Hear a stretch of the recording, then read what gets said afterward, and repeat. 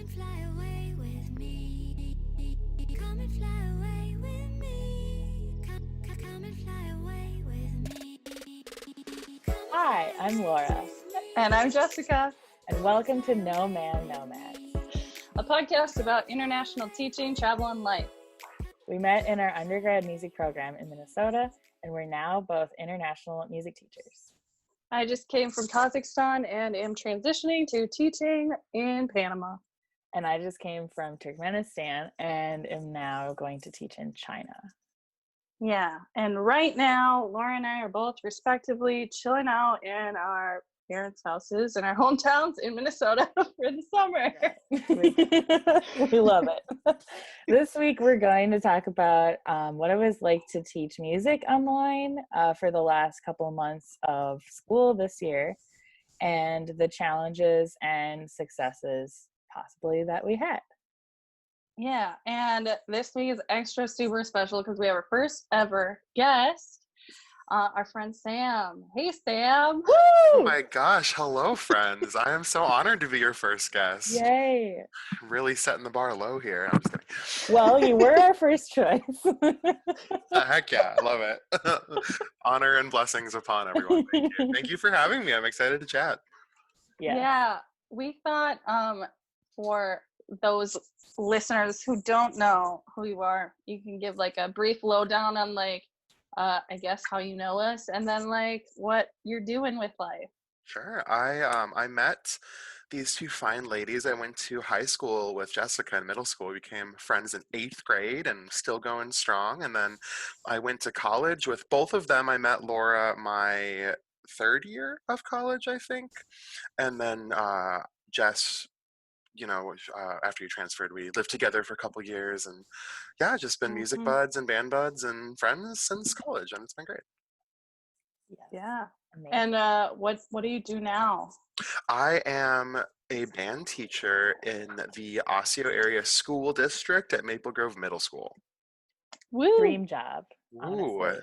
I'm very, very lucky to be there. It's a great school. I love middle school. I know everyone always hates on it, like for some reason, but Whenever I tell anybody I teach middle school, they're always like, "Oh God," and I'm like, "No, it's great." yeah, it's fun. I love it. They're so weird, Yep. and it's the best. It keeps you humble.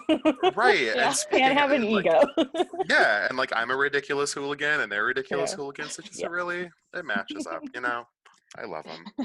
Yeah. So, let's start getting into talking a little bit about online teaching, and we thought maybe just talk about any platforms that you used, if you had any like technological issues or other challenges that you had. Sure. So coming from doing it, I distance learning, and I put that in quotes pretty heavily because I think what we did in the spring was just like SOS, crawl to the finish line learning. Yeah, everyone I think knows that at this point. One thing that I really liked using was this online platform called Flipgrid, which is really nice because it lets kids upload videos to your like virtual classroom, and then they can see each other's videos if you turn that on, comment on each other's videos. So it's a nice way to kind of still have that like pseudo classroom interaction, even though you're not together in person. And it gives me kind of one space for all of the videos to show up instead of having to like download them all through Schoology. So it was really useful for playing tests or reflection assignments or anything, and you can choose to turn on if students can view and comment. So you can make an assignment out of that. That was really nice. We do use Schoology a lot, and it was fine. Schoology is fine. My favorite thing about Schoology is when we went to online, of course, a lot of kids whom I love so dearly would always be like, "Well, I couldn't see the assignments. Well, I didn't know how to turn it in." Yeah. And then you can come back to them and say, "Well, I see that you haven't logged in 3 weeks, so I know this to be false." Yeah. So that was the nice thing about Schoology, but I mostly use those two. It was just a lot of kind of playing assignments and reflection things with videos. Did your school have a requirement, or did they tell you what platform to use, or did they just open the floodgates? We had to use Google Meet. They told Okay. us specifically, at least at my school, not to use Zoom. I'm picturing salami, but I Right. know it's wrong Meat. because we didn't use Oh my I that. think it's goodness. a me singular, actually. So I see. Yeah, Yeah. I hear you. I hear you. So we had to use Google Meet for our office hours and for any communication with students or families. Okay. But other than that, they pretty much kind of gave us free reign to use whatever Mm, tech supplements we wanted, okay. which was nice. Yeah. I use Flipgrid some too. Some with like singing tests, but I also made like my general music kids, like 5th and 6th grade, make like little videos about like biographies of composers or things. So they were so cute, and they like figure out how to like edit it and put little like smiley faces. Like one person like went all out and had like the music playing in the background, and he's like, "This is so and so." Like, oh, they're Mhm. so cute.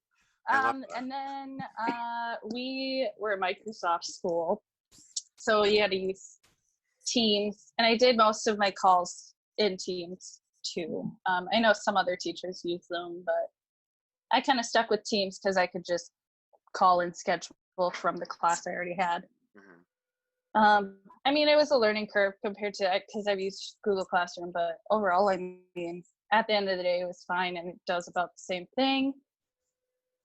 Just the worst part, I guess, is the whole kids turning in assignments without actually attaching and doing anything.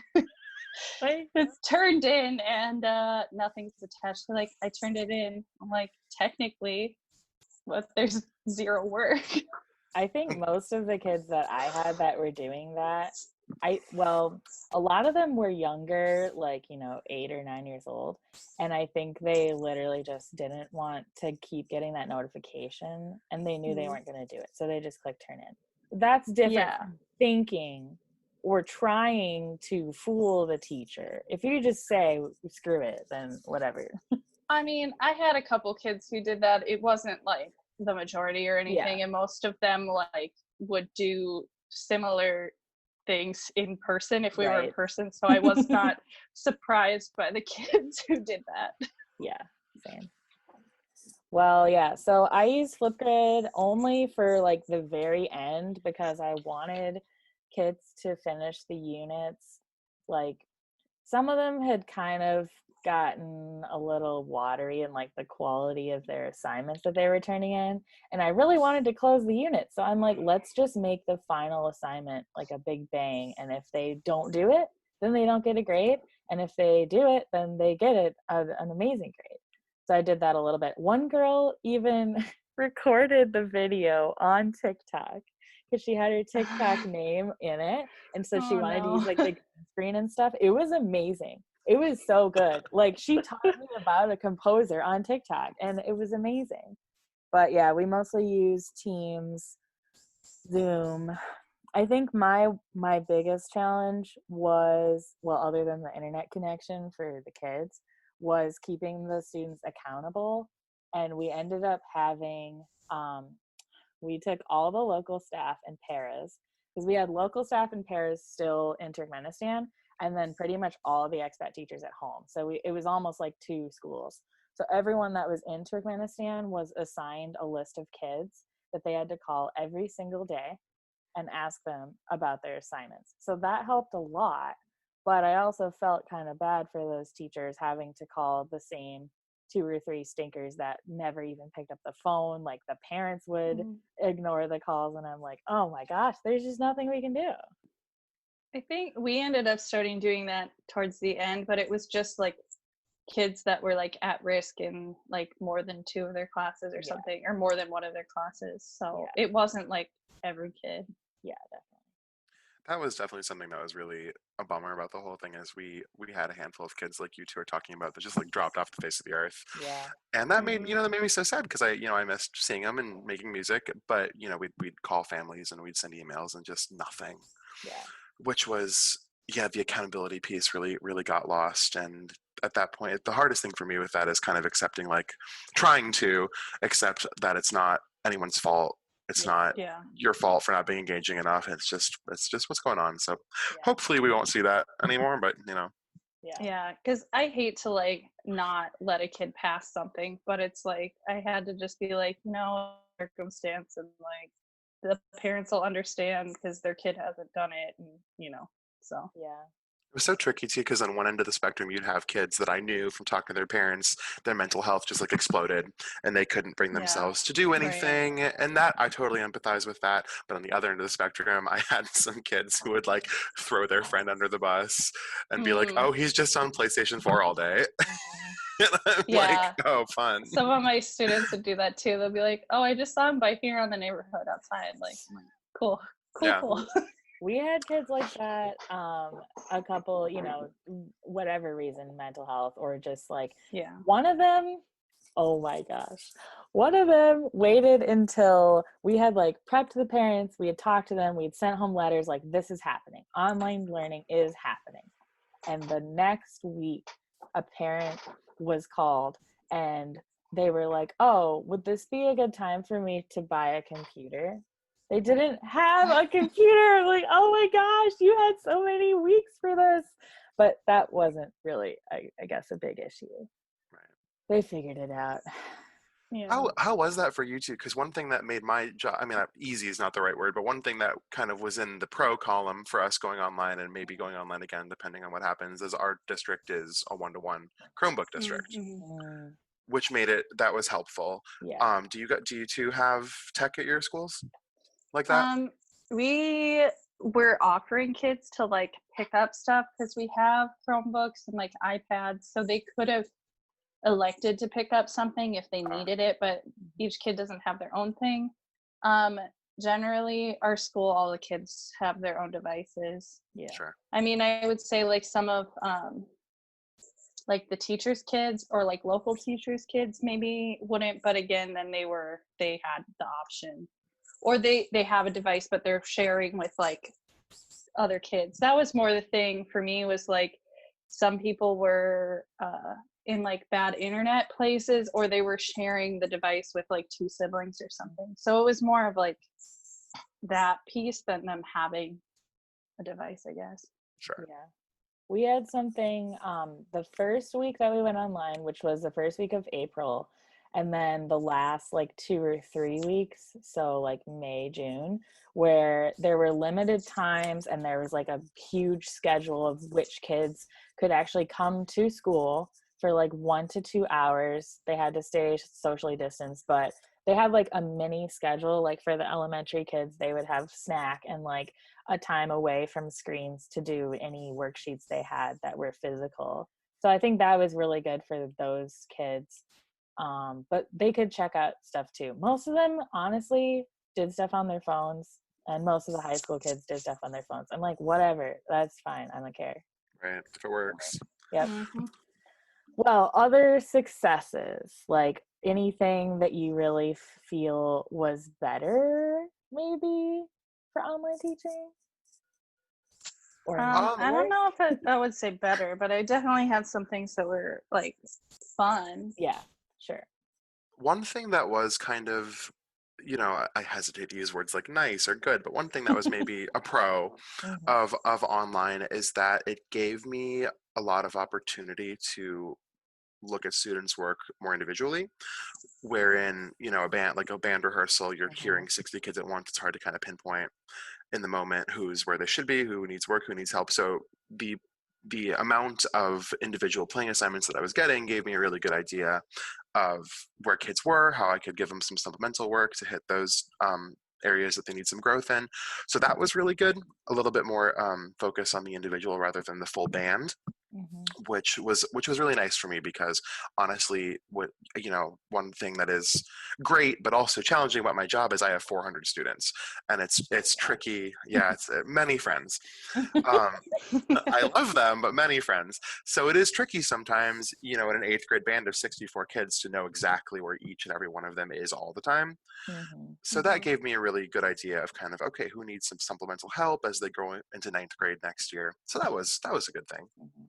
Yeah, I was like, that was one of like my favorite things, I guess, about online learning is I did like towards the end I did this more, I shifted my like playing tests off of Flipgrid and into like person, because I was fortunate, like I mean I didn't have a ton of kids, I had maybe like 45, 50 in my 2 choirs, middle school, high school, maybe less, but so I was able to do like individual calls with them or like pair calls and like hear them sing individually and give them feedback like that. So that was like really neat. And honestly, like the best part about that was like some of my kids who were like shyer or quieter, who I just like, I don't want to say dismissed, but like assumed that they just like didn't understand or like didn't get music, like actually really thrived in like the environment of like learning their music on their own. And then they were more confident in their singing. And like, so that in particular was really cool to see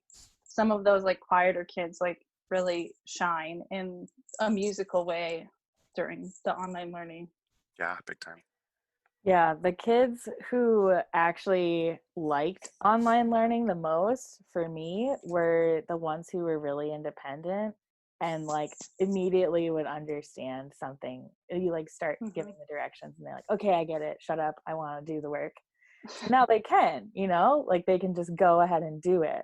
And that made it easier because at the company Jesica and I were at, whatever, they really stress differentiation, like possibly even more so than in the States. And you're already going to be doing that because you have kids from like 20 different countries speaking different languages, varying levels of English and all that. But this made it easier to like, especially because we use Teams, I could just send an assignment to one student and have everyone else do something else. And then it was really easy for everyone to progress. Oh, that's Yeah. nice.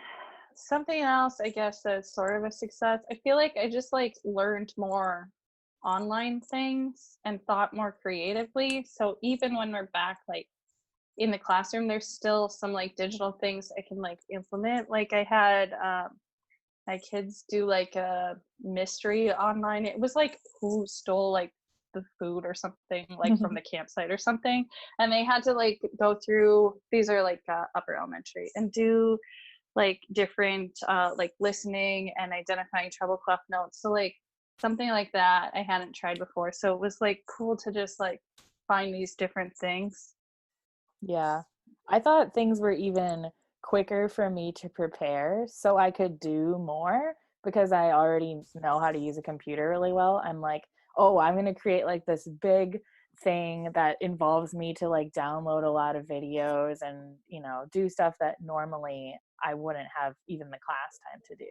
But since I had all of the time, like there wasn't a set schedule for us, then I could really get into like, I feel like I made cooler assignments or like more fun assignments.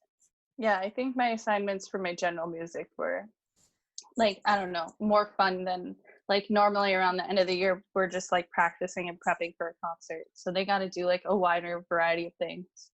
Yeah. Instead of just performing, which is super fun and I'm bummed we didn't get to do, but maybe we should talk a little bit, if you don't have anything else. I had a lot of people ask how you teach music online, and I would assume a lot of our listeners are not even music teachers, so they just assume we're like trying to send a saxophone through the Bluetooth and it doesn't work. I don't know about you two, but I got so many parents during the school year who would email me having seen, they had seen these really well produced videos of like the military bands or like universities doing these beautiful performances of like college level repertoire virtually. And they see that and they're like, oh, well, we should do that. So they would email me, oh, can we, and with like a link of the video that they watched, and they'd be like, oh, can you do this? And I wrote probably 5 emails a week explaining why. I mean, I personally wouldn't be able to do it, which was sad because, you know, like it would be fun, but those things require, from what I understand, you know, really expensive software in many cases, and really detailed knowledge and skill sets being able to operate that software, which I do not have, sorry. So that was something that was, you know, regarding teaching music online that I think a lot of people wanted and expected, and it wasn't necessarily reality, because again, like I love all of my children very much, but like I was thinking about the task of getting 128th graders to all play with like a metronome from beginning to end, and this isn't going to happen. There's no way. Mhm. Yeah, I did dive into that, and it was like I said, didn't have that many kids, so it was like easier for me to do it. But it was still like super time intensive, and like thankfully, like with choir, the way I did it is they had like a backtrack, so they could just listen to the backtrack, and I like recorded myself singing all the parts, so they would just sing with that. But yeah, man, putting it together, I don't even really want to know how many hours I spent. Hmm. And I committed to doing, I don't even, like 8 videos or something. It was Wow. a lot.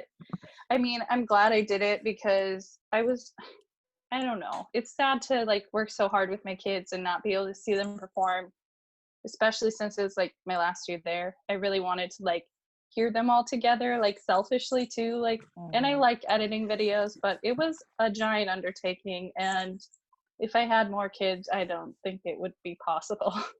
Yeah. That's the thing that's scary about it. Like I want to give it a try, but I don't know if it would logistically even work. But I think if we do online in the fall, I might give it a shot. And the nice thing too, it's kind of cheating, but like if you're editing it and you're like, oh, you're supposed to be piano there and you're not, so I'm gonna just turn you down.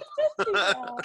Yeah, there were generally my kids did a really nice job, but there were a couple kids who I'm like, oh, you're a bit early. It's just like don't move. Like I don't know. You could even do it like have each section do a song, so you don't have to edit together so many things into one video or It's a something. good Sam, idea. Yeah, I like like that. have section pieces or something. Hmm. Yeah, it was a lot. I think luckily we were really lucky for this that we could still have the school open for most of the time where kids could go and pick up stuff like if they forgot whatever resource, or like I had an extensive checkout system for ukuleles and recorders, and most of my elementary kids still had that unit that they needed to finish, so it ended up working out really well.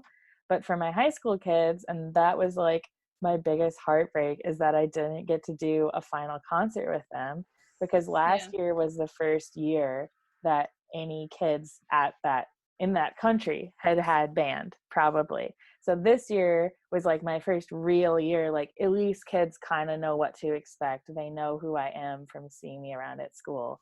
And we didn't get to really pull that all together. We ended up doing a Baroque music history unit, which I knew would be everyone's favorite. And I tried so hard to make it fun, but halfway through, I'm like, most of you aren't even doing the work, so screw it. I'm just going to do what is easiest for me and what is fun for me. And if you hate it, well, most of you aren't doing it anyway, so it doesn't matter. Right. Yeah. We had to do the same thing that you're describing at Baroque. We have it's a requirement in our district that we teach it, Okay. and at each grade level there's a different like masterworks piece you have to teach. And the sixth grade, the seventh grade one are oh god, oh, the Hallelujah chorus and Toccata and Fugue in D minor, so both Love Baroque. it. Yeah. Yep. So Yeah. I lived my life in the Baroque, and It was I fun to go back to it though for me. yeah, I no, it's a didn't good listen time. to that for since college for a lot of that stuff. I did encounter, like you were saying, a pretty interesting drop off in assignment turn-ins, because it Yeah. was the last thing we did, and a lot of kids who had A's, I just think we're like, I'm gonna go play Yeah. Xbox. Let it slide.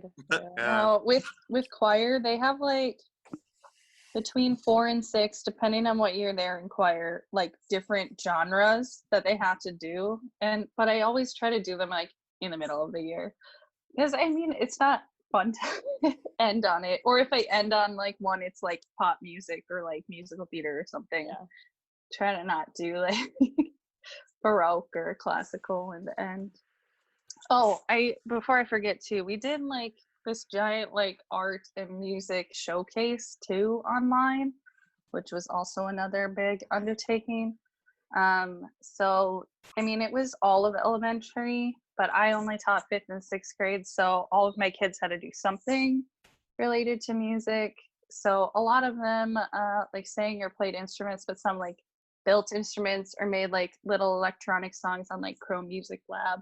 So I don't know. It was cool to see. I think I only had like 2 kids in my, how many are there combined? Like 80 that didn't do it. So it was really neat to see all their little faces. And That's then awesome.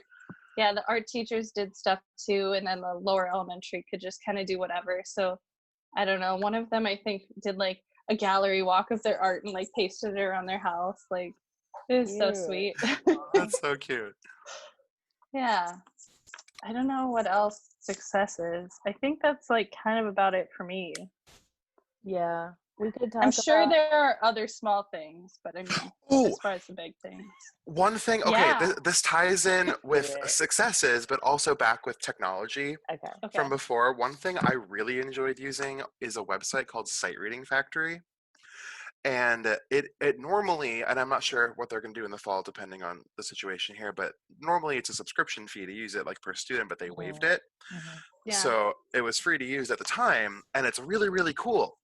That's And what it is you have all of your kids that they get like a login code and they register into your class. It's super easy. I thought it was going to be a hell nightmare getting all of those kids in, but it was actually really simple.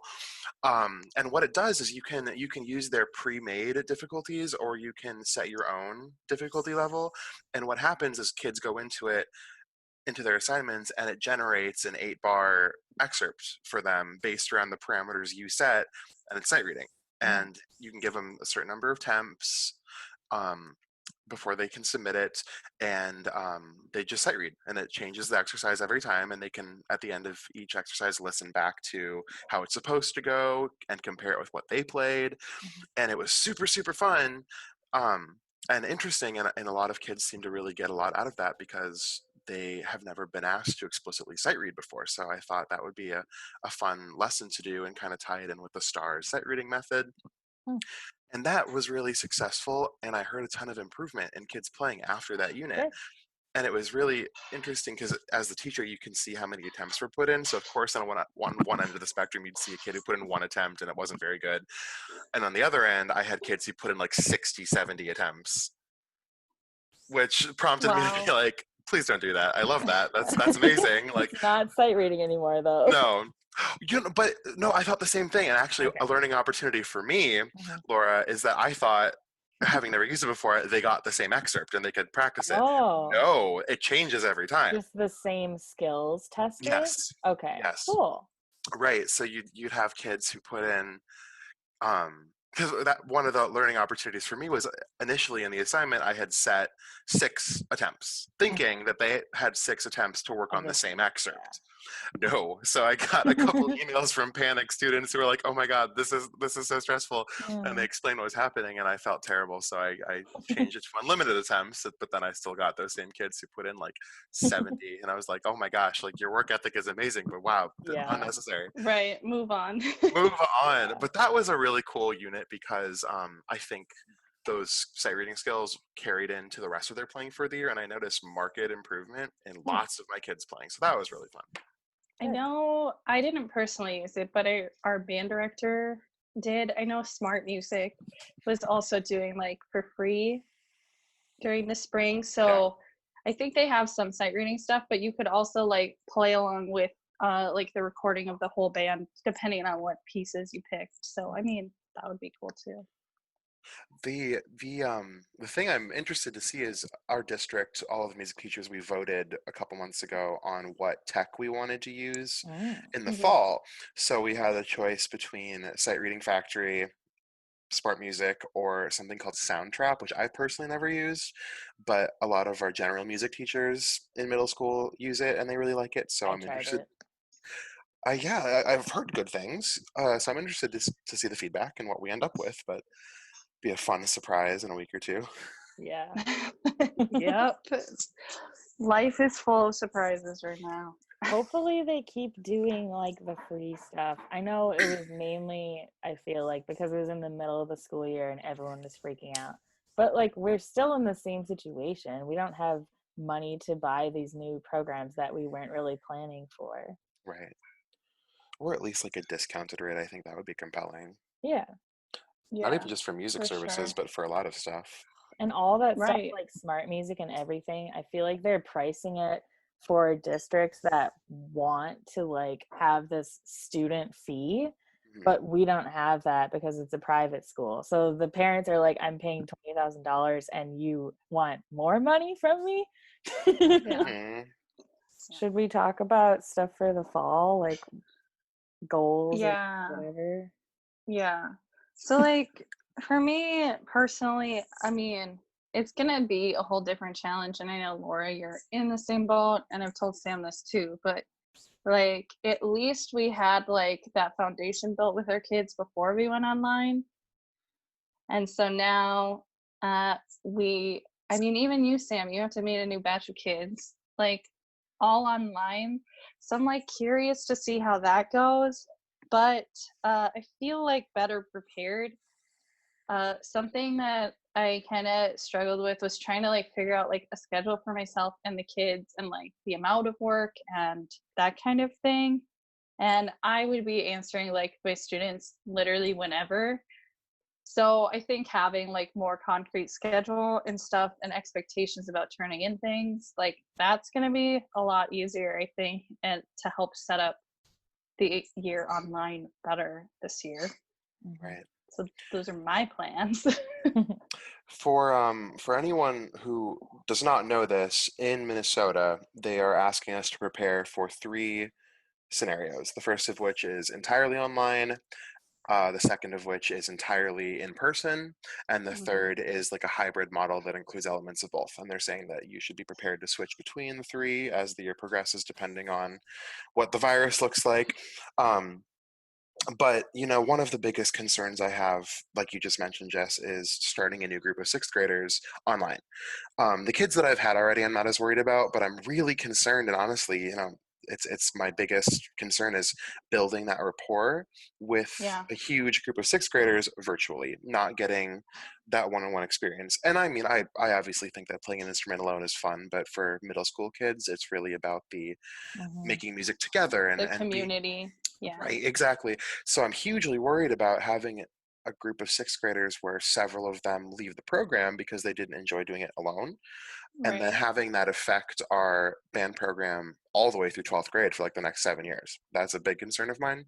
So a lot of Yeah. it's a lot of thought going into, okay, if we're online, which I'm not going to take a stand on what it should be here, but if that's what is decided, how to develop relationships with those students virtually and still have them really like band.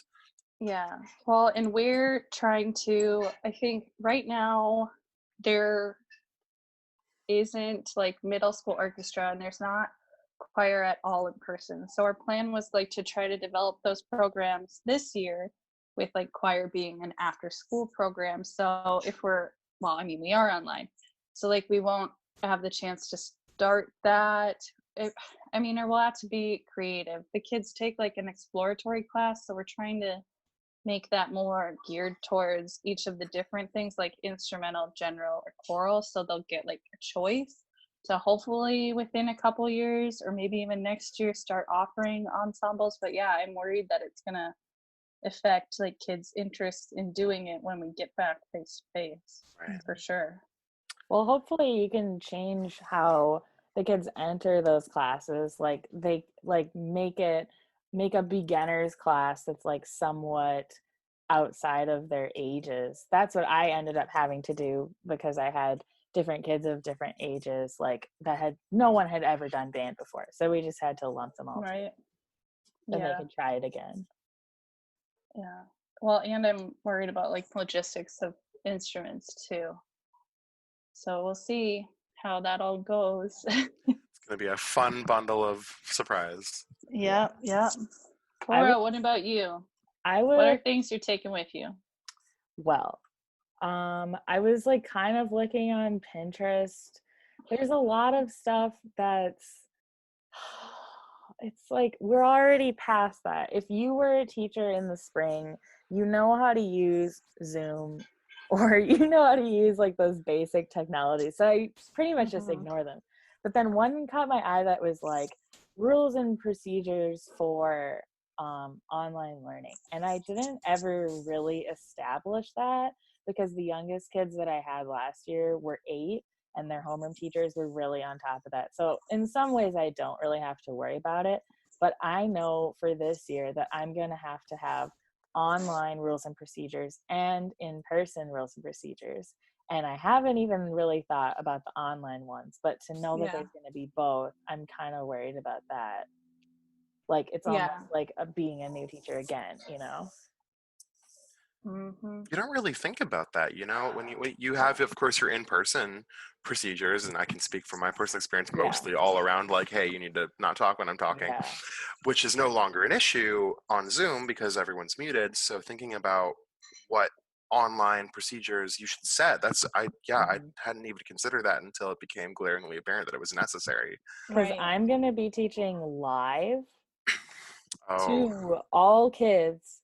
Like everyone will be in a classroom in China, and I will be the one that is far away. So my teaching day starts at 6 p.m.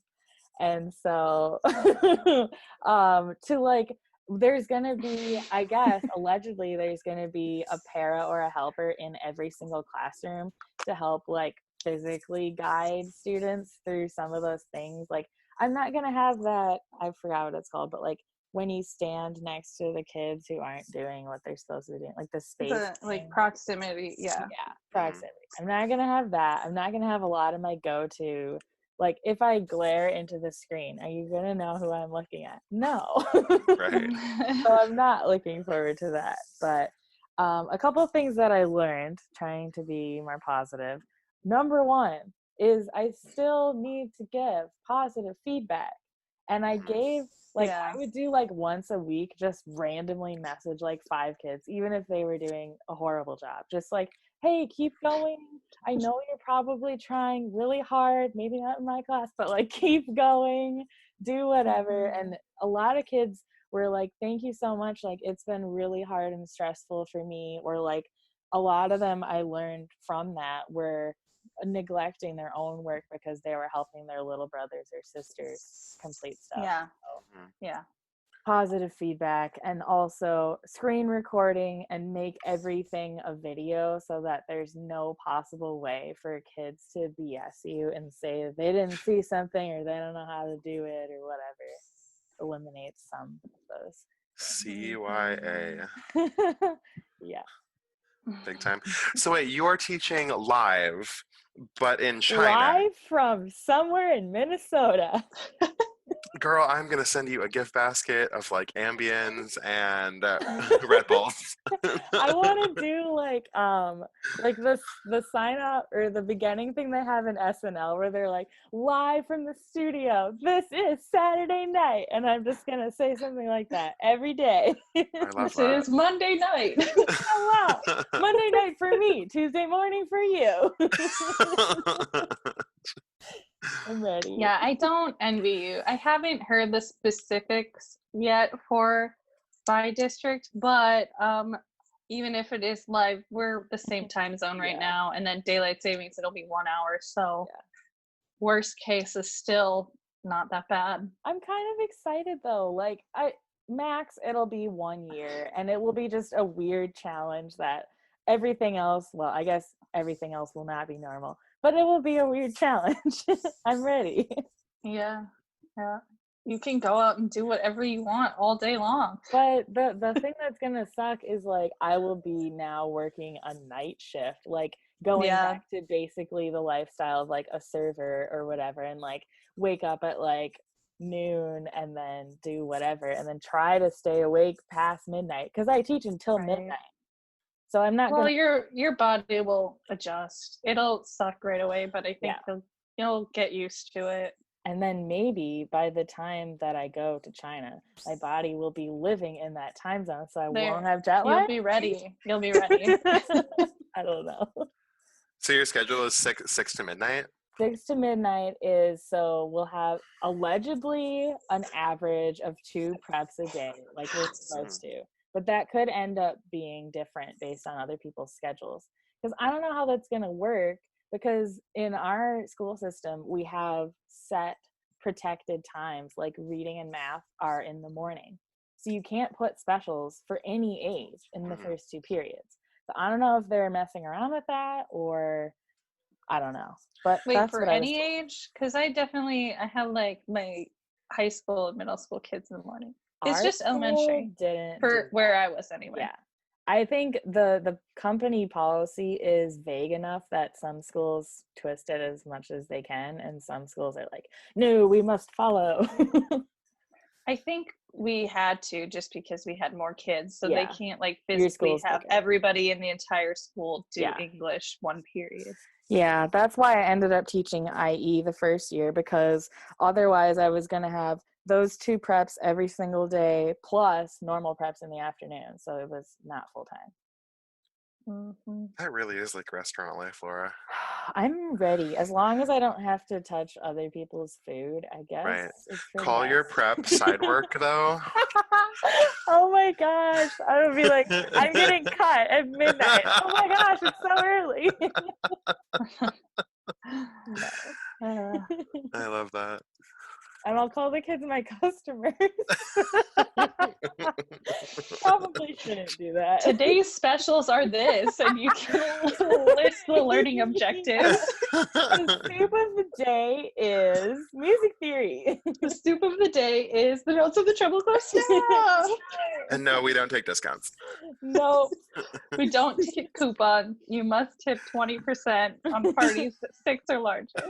Which, surprise, you are. That's fun. Maybe I should consider making my classroom into a restaurant of learning. You can get a little apron and a notepad. Like when a kid is bad, just take out your notepad. Then the kids will think that I am there to be at their every beck and call, and I don't want to start that precedent. Valid. This is true. This is true. Yeah. I don't know. Does Sam have any questions for us? Probably already knows. I have so many questions, actually. Okay. My first question is, and I'm not sure if you've discussed this in a previous podcast. I listened to the first 2. I haven't listened to the most recent one yet. But what was it like coping with the? Because the nice thing for me was that I had the support system of my school, like nearby. When you were overseas and everything shut down and we went online, did a lot of your coworkers leave, or did you still have that kind of support system? We did talk about this actually a little bit. Yeah. But I mean, we can briefly answer it again. I think for me, I mean, a decent amount left, but a lot of us stayed, and most of the staff this year, because they built a new apartment complex, were living at school. So we were like in the gates of the school, Sure. Unofficially still like seeing each other. So like for me, it ended up being a blessing because I had other people around me and I could go into my classroom and like use my piano and stuff. But yeah, if I was off campus, I would have been completely alone. Right. So yeah, I did have, the people around. And then the secondary director, like high school principal, and then like the director of the whole school were both there still in country. So Okay, gotcha. yeah, we had most of the expats, well, yeah, essentially all of the expats left at the time that I did, but the director of instruction, who's kind of like assistant principal type thing, she stayed there. She still is there. She's planning on being there for the next couple of years. So it was really great to have someone of authority on the ground, like leading stuff. And from what I understand, all of the local staff really like banded together. They started like a whole new system of policies and procedures in Turkmenistan that I didn't even know anything about, because it was like I'm already dealing with my other stuff. But there was 1 week that we had online teaching and we were still there, that we were just like preparing for us to leave and stuff. And a bunch of us teachers set up like some workspace where we'd all be on our computers together and like take turns calling different students. And that part was really fun. And then when I came home, I'm like, now it's just me sitting in my room. Like no one is cheering me on. I mean, we still ended up doing most of our like teaching alone from our apartments. Yeah. But I mean, I had the option to like go sit at our picnic tables or go, I don't know, like work at a friend's house if I wanted. But it just gets hard when you guys have calls at the same time to do that anyway. Our staff was just so used to doing everything together because there's not that many other English speakers that we were like, oh, we'll be online, but we'll still be together. We'll just and that made it hard to say goodbye or actually not say goodbye because I had spent all of my working time and most of my free time with the same people. Yeah. Yep. Now, for both of you, you are, correct me if I'm wrong, both of you are for sure online, right? Starting the year? If I can get I'm into for China. sure. Yeah. I'm for sure online through like our first quarter. So I think through the end of October. For So sure. for the foreseeable future, you're both teaching online but living in Minnesota. So I'd be interested to hear Correct. what you think the pros and cons of that are, because that's a very interesting situation. Yeah, I have very few pros because I just had my heart set. I was so excited to go to China. I've been doing research. Like, I'm sure Jessica has similar feelings of like, you know, going back to your own apartment and like taking on a new city and exploring. And like, obviously, at some point, I knew it wasn't going to be like that because the virus is rampant in the city.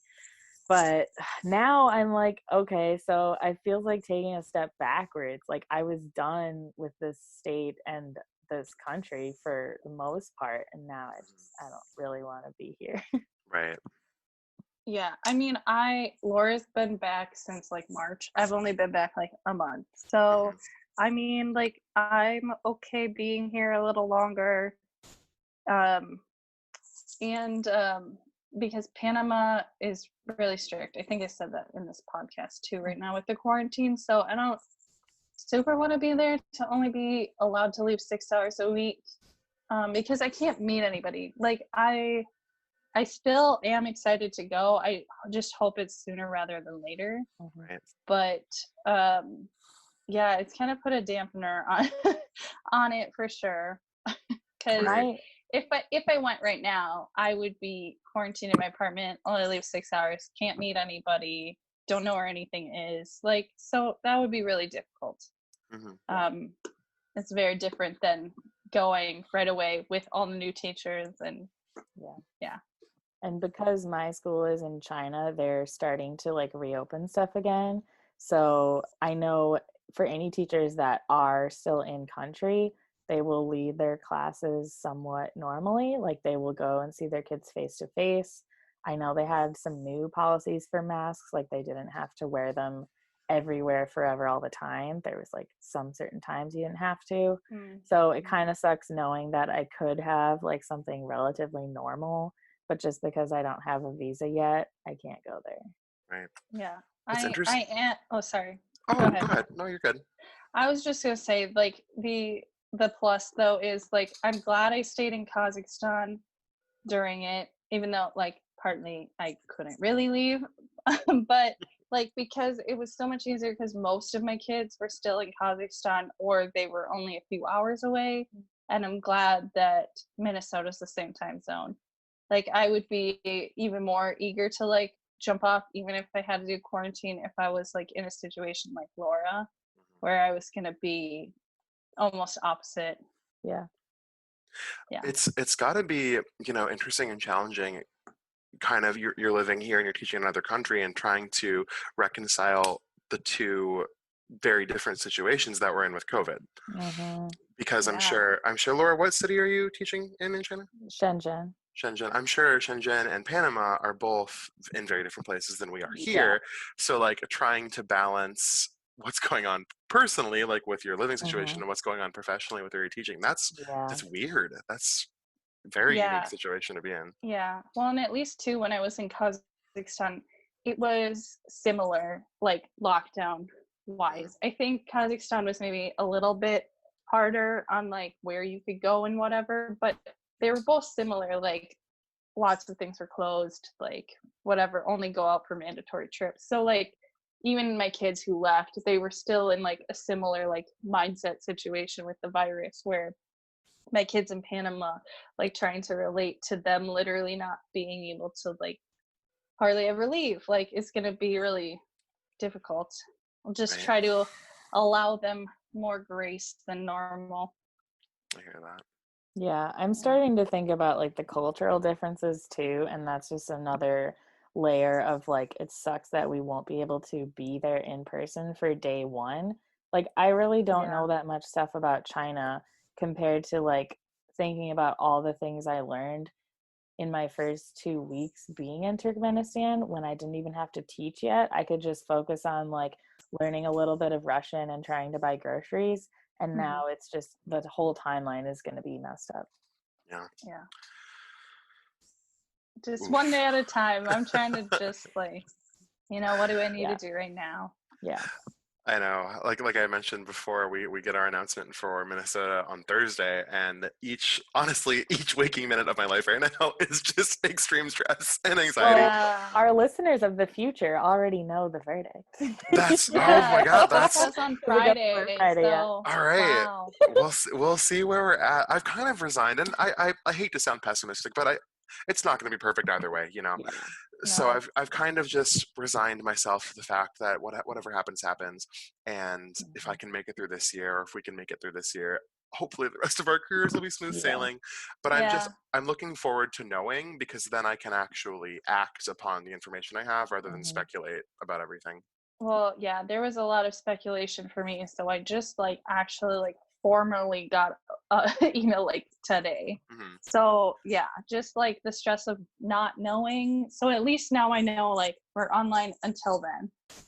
Yeah. So could be longer. I could move and still be online, but at least I have some information for a few months. Yeah. We got this.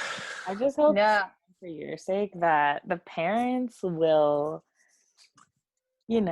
calm down a little bit. Like I've just seen so many opposing viewpoints on Facebook, and I cannot imagine what it would be like to be a parent in this right now. But like teachers are going through stuff too, and I feel like some people of whoever they are, whatever their career is, they just want the decision to be whatever is best for them, and it's really frustrating to see people think like that. It's yeah, you're right, and it's kind of an interesting situation that I personally find myself in, because from what I've seen out of my district, and this could be completely incorrect, but just based on perception that I've seen, it seems almost evenly split between parents who want to go back and parents who want to stay online. I think the trend is maybe a little bit more of them want to go back in person, but it's a nerve-wracking situation, because regardless of what happens, people are going to be mad. And I've seen posts from parents on both sides who are like, if we go back, I'm going to pull my kid. If we're online, I'm going to pull my kid. So either way, I think we're going to have people who are really upset, and I just hope that parents can give us grace and understanding in that, especially us as teachers. If the district makes the choice, then they're mad at the district. If the governor makes the choice, they're mad at the government. So I'm just hopeful that they can understand that we as teachers are just going with whatever we're told, and we're trying our best to make it work in whatever situation we find ourselves in. Yeah, right. Because it's gonna be a mess.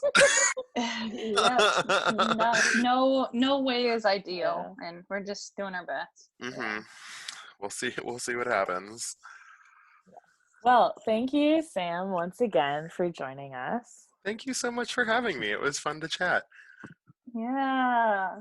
And once again, to anyone listening, or Sam, if you have questions or suggestions, please let us know either in our YouTube comments or on our Instagram page at Nomads Podcast, or like Laura said last time, shout out us in the street from 6 feet away. Please. If you see us.